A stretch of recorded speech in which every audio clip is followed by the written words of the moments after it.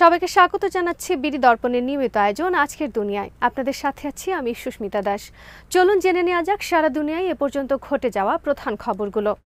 যুক্তরাষ্ট্রের কেন্দ্রীয় শিক্ষা বিভাগকে বিলুপ্ত করার ইচ্ছার কথা জানিয়েছেন দেশটির সাবেক প্রেসিডেন্ট ও আগামী প্রেসিডেন্ট নির্বাচনে রিপাবলিকান পার্টির প্রার্থী ডোনাল্ড ট্রাম্প। মঙ্গলবার ভ্যানকুভার ইলন মাস্ককে দেওয়া এক সাক্ষাৎকারে ট্রাম্প এই আগ্রহের কথা জানান। নির্ধারিত সময়ের আধা ঘন্টার বেশি সময় পর সামাজিক যোগাযোগ মাধ্যমে সাক্ষাৎকারটির সরাসরি প্রচার শুরু হয়। বলা হচ্ছে, সাইবার হামলার জেরে এই বিলম্ব ঘটে। সাক্ষাৎকারে ট্রাম্প তার ডেমোক্রেট প্রতিদ্বন্দ্বী ও বর্তমান ভাইস প্রেসিডেন্ট কমলা হ্যারিসকেও আক্রমণ করে বক্তব্য দিয়েছেন। বক্তব্য দেন আরও কিছু বিষয়। মার্কিন ফেডারেল শিক্ষা বিভাগ বিলুপ্ত করা উচিত মন্তব্য করে ডোনাল্ড ট্রাম্প বলেন, আমি শিক্ষা বিভাগকে বিলুপ্ত করতে চাই শিক্ষাকে অঙ্গরাষ্ট্রগুলোতে ফিরিয়ে দিতে। ট্রাম্প বলেন, যুক্তরাষ্ট্রের শিক্ষার্থীরা বিশ্বজুড়ে তাদের সমবয়সী শিক্ষার্থীদের তুলনায় পিছিয়ে পড়ছে। শিক্ষা বিভাগকে বিলুপ্ত করা হলে অনেক সুবিধা পাওয়া যাবে উল্লেখ করে তিনি দাবি করেন, এতে শিক্ষা খাতে খরচ অর্ধেক কমবে। কমলা হ্যারিস আরও বেশি ও দীর্ঘ সাক্ষাৎকার না দেয়ায় তার সমালোচনা করেছেন ট্রাম্প। তিনি বলেছেন, ডেমোক্রেটিক পার্টির প্রার্থী হিসেবে নিশ্চিত হওয়ার পর থেকে কমলা কোনো দীর্ঘ সাক্ষাৎকার দিচ্ছেন না, যেমনটা এখন ট্রাম্প করছেন। জো বাইডেন ক্ষমতায় না থাকলে রাশিয়া ইউক্রেনে আগ্রাসন চালাতো না বলে দাবি করেন সাবেক প্রেসিডেন্ট ট্রাম্প। সাক্ষাৎকারকালে এই দাবিকে নাকচ করেননি মাস্ক, বরং বলেন ট্রাম্প অসাধারণ একটি পয়েন্ট তুলে ধরেছেন। ট্রাম্প বলেন, আমি পুতিনকে খুব ভালোভাবে চিনি এবং তিনি আমাকে সম্মান করেন। তিনি মাঝে মধ্যেই পুতিনের সঙ্গে কথা বলেন বলেও জানান। ট্রাম্প দাবি করেন, আমরা ইউক্রেন নিয়ে কথা বলেছি। ইউক্রেন তার কাছে খুব গুরুত্বপূর্ণ, কিন্তু আমি তাকে ইউক্রেনে আক্রমণ না করতে বলেছি। কুরস্ক অঞ্চলে ইউক্রেনীয় সেনাদের বিরুদ্ধে ক্ষেপণাস্ত্র, ড্রোন ও বিমান হামলা চালিয়েছে রাশিয়া। রুশ সেনা কর্মকর্তারা দাবি করেছেন, এই পাল্টা হামলা ইউক্রেনের অগ্রগতি থামিয়ে দিয়েছে তাদের বাহিনী। যুদ্ধ শুরুর পর রুশ ভূখণ্ডে এটি ইউক্রেনের সবচেয়ে বড় হামলা। এক সপ্তাহ আগে সহস্রাধিক ইউক্রেনীয় সেনা রুশ সীমান্ত অতিক্রম করে একটি আকস্মিক আক্রমণ চালায়। প্রেসিডেন্ট ভ্লাদিমির পুতিন বলেছেন, সম্ভাব্য শান্তি আলোচনায় কিয়েভের অবস্থান শক্তিশালী করতে এবং রুশ বাহিনীর অগ্রগতি ধীর করার লক্ষ্যে হামলা চালিয়েছে ইউক্রেন। এই অভিযানে ইউক্রেনীয় বাহিনী রুশ ভূখণ্ডের একটি অংশ দখল করে নেয়।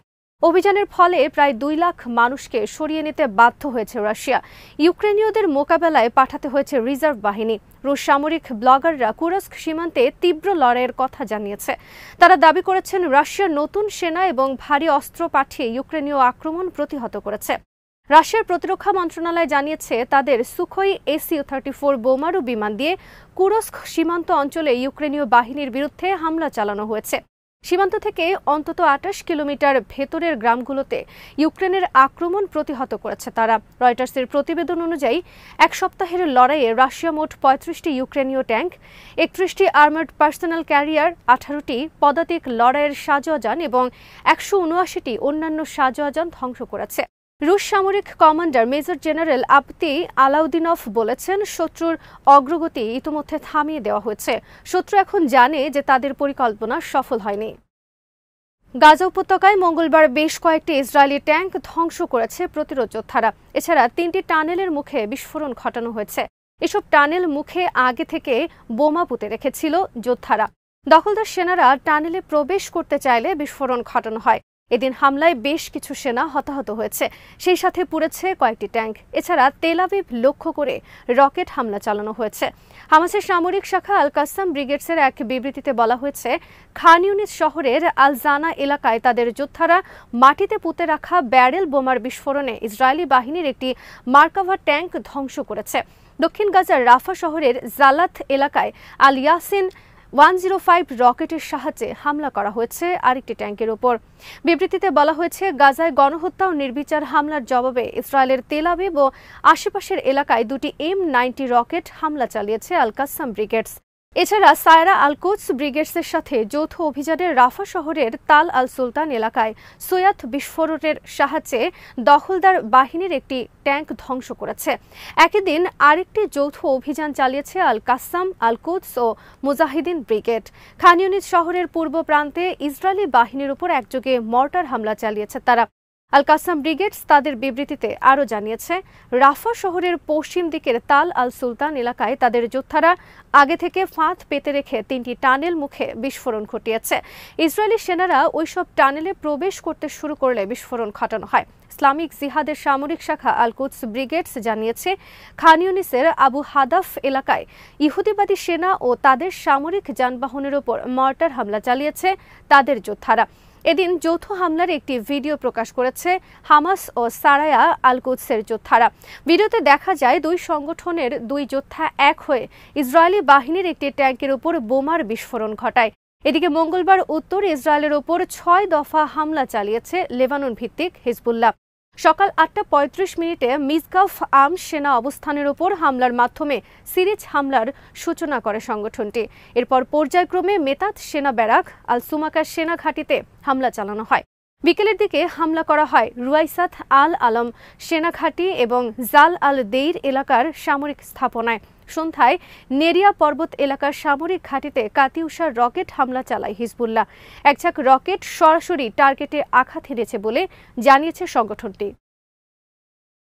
গাজা একটি যুদ্ধবিরতি চুক্তি কেবল হামাস নেতা ইসমাইল হানিয়া হত্যার বদলায় ইসরায়েলের সরাসরি হামলা চালানো থেকে ইরানকে বিরত করতে পারে। 3 ঊর্ধ্বতন ইরানি কর্মকর্তা কথা বলেছেন। ইরানের রাজধানী তেহরানে গত মাসে হামাস প্রধান ইসমাইল হানিয়া হত্যাকাণ্ডের জন্য ইসরায়েলকে দায়ী করে ইরান। এই হত্যার কঠোর পাল্টা জবাব দেওয়ার অঙ্গীকার করেছে দেশটি। ইসরায়েল এই হত্যাকাণ্ডে জড়িত থাকার কথা স্বীকার বা অস্বীকার কোনোটিই করেনি। তবে ইরানের হুমকির মুখে দেশটির সামরিক বাহিনীকে সর্বোচ্চ সতর্ক অবস্থায় রেখেছে। ইরানের ঊর্ধ্বতন 3 কর্মকর্তার মধ্যে এক নিরাপত্তা কর্মকর্তা বলেন, গাজা যুদ্ধবিরতি আলোচনা ব্যর্থ হলে কিংবা ইসরায়েলকে আলোচনা থেকে বের হয়ে যেতে দেখা গেলে ইরান ও হিজবুল্লাহর মতো এর মিত্ররা সরাসরি হামলা শুরু করবে। তবে হামলা চালানোর আগে ওই যুদ্ধবিরতি আলোচনার জন্য ইরান কতক্ষণ সময় দেবে তা বলেননি কর্মকর্তারা। আর একাধিক কর্মকর্তা একই ধরনের বক্তব্য দিয়েছেন রয়টার্সকে। এদিকে ব্রিটিশ সংবাদ মাধ্যম দ্য গার্ডিয়ানের এক খবরে বলা হয়েছে, ইসরায়েলি হামলা থেকে পিছু হটতে বলার পশ্চিমা আহ্বান প্রত্যাখ্যান করেছে ইরান। দেশটির প্রেসিডেন্ট মাসুদ পেজিশকিয়ান বলেছেন, তার শপথ গ্রহণের দিনই তেহরানে অতিথি হয়ে আসা হামাস নেতা ইসমাইল হানিয়াকে হত্যার জবাব দেওয়ার অধিকার তার দেশের রয়েছে। ইরানের পররাষ্ট্র মন্ত্রণালয় বলেছে, ফ্রান্স, জার্মানি, যুক্তরাজ্যের নেতারা ইরানকে পিছু হটতে বলার যে আহ্বান জানিয়েছেন তাতে রাজনৈতিক যুক্তির অভাব রয়েছে এবং তা আন্তর্জাতিক আইনের পরিপন্থী। ফ্রান্সের president Emmanuel Macron, German chancellor Olaf Scholz এবং যুক্তরাজ্যের প্রধানমন্ত্রী কিয়ার স্টারমার গত সোমবার এক যৌথ বিবৃতিতে ইসরায়েল ও হামাসের মধ্যে যুদ্ধবিরতি নিয়ে কাতার, মিশর ও যুক্তরাষ্ট্রের চেষ্টার প্রতি সমর্থন জানান। একই সঙ্গে তারা ইরান ও তাদের মিত্রদের ইসরায়েলে হামলা চালানো থেকে বিরত থাকতে বলেন। তাদের মতে এতে মধ্যপ্রাচ্যে উত্তেজনা আরও বেড়ে যাবে। একদিন আগে মার্কিন যুক্তরাষ্ট্র বলেছে, আগামী রবিবারের মধ্যেই ইসরায়েলে হামলা চালাতে পারে ইরান। এ লক্ষ্যে প্রতিরক্ষা বাহিনীকে সর্বোচ্চ সতর্কতায় রেখেছে দেশটি। এছাড়া মার্কিন সরকার মধ্যপ্রাচ্যে থাকা তাদের বাহিনীকেও সতর্ক অবস্থায় রেখেছে। ইসরায়েলের প্রতিরক্ষায় যে কোনো ধরনের সহযোগিতা করতে প্রস্তুত থাকার কথা জানিয়েছে হোয়াইট হাউস। হাসপাতালে নারী চিকিৎসককে ধর্ষণের পর হত্যার ঘটনায় ক্ষোভ প্রতিবাদে ফুঁসছে কলকাতা সহ পুরো পশ্চিমবঙ্গ রাজ্য। বিভিন্ন হাসপাতালে চলছে চিকিৎসকদের কর্মবিরতি। ক্ষোভ ছড়িয়ে পড়েছে অন্যান্য রাজ্যেও। ক্রমশই আন্দোলন জোরালো হচ্ছে। বুধবার রাতে কলকাতা শহরের মহিলাদের রাস্তায় নেমে আসার আহ্বান জানানো হয়েছে। এই আন্দোলনে জড়িয়ে পড়ছেন রাজনীতিকরাও। চিকিৎসক সংগঠনের পক্ষ থেকে রাজ্যের সব হাসপাতালের আউটডোর চিকিৎসা সেবা বন্ধ রাখারও আহ্বান জানানো হয়েছে। পশ্চিমবঙ্গের স্থানীয় সংবাদ মাধ্যমগুলো জানিয়েছে, 14 আগস্ট মধ্যরাতে প্রতিবাদ কর্মসূচিতে সামিল হবেন নারীরা। স্বাধীনতা দিবসের প্রাক্কালে এটি একটি প্রতীকী কর্মসূচি। ইতিমধ্যে এই কর্মসূচিতে সামিল হওয়ার ঘোষণা দিয়েছেন পশ্চিমবঙ্গের শাসক দল তৃণমূল কংগ্রেসের রাজ্যসভার এমপি সুখেন্দু শেখর রায়। সামাজিক যোগাযোগ মাধ্যমে তিনি লিখেছেন, আমিও প্রতিবাদে যোগ দেব। লক্ষ লক্ষ বাঙালির মতো আমিও একজন মেয়ের বাবা। বিনোদন তারকারাও এই প্রতিবাদে সামিল হওয়ার ঘোষণা দিয়েছেন। সংবাদ মাধ্যমগুলো জানিয়েছে, ঘটনা তদন্তে বুধবার সকালে দিল্লি থেকে কলকাতায় এসেছে কেন্দ্রীয় তদন্ত সংস্থা সিবিআই এর একটি দল। গত শুক্রবার ভোরে আরজিকার নামের একটি হাসপাতালে এক চিকিৎসকের লাশ পাওয়া নিয়ে উত্তেজনা সৃষ্টি হয়। পশ্চিমবঙ্গের উত্তর ২৪ পরগনা জেলার সৌদপুরে থাকতেন ওই নারী চিকিৎসক। গত বৃহস্পতিবার রাতে ট্রেইনি চিকিৎসক হিসেবে হাসপাতালে দায়িত্ব পালন করছিলেন তিনি। দিবাগত রাত ২টায় আরও ৪ জন চিকিৎসকের সঙ্গে তিনি নৈশভোজ সারেন। এরপর বিশ্রাম নিতে যান। পরদিন সকালে তাকে মৃত অবস্থায় পাওয়া যায়। অর্ধনগ্ন অবস্থায় তার লাশ পড়েছিল। ধর্ষণের ঘটনায় এক পুলিশ সদস্যকে গ্রেফতার করা হলেও আন্দোলনকারীরা দাবি তুলেছেন একজনের পক্ষে ওই ঘটনা ঘটানো সম্ভব নয়। ময়নাতদন্ত প্রতিবেদনে সে কথাই স্পষ্ট হয়েছে। তাই এর পেছনে জড়িত সবাইকে দৃষ্টান্তমূলক শাস্তি দিতে হবে। আজ এখানেই শেষ করছি। সবাই ভালো থাকুন, সুস্থ থাকুন আর দেখতে থাকুন বিডি দর্পণ। চ্যানেলটি ভালো লাগলে সাবস্ক্রাইব করুন। সংযুক্ত থাকুন আমাদের ফেসবুক পেজে।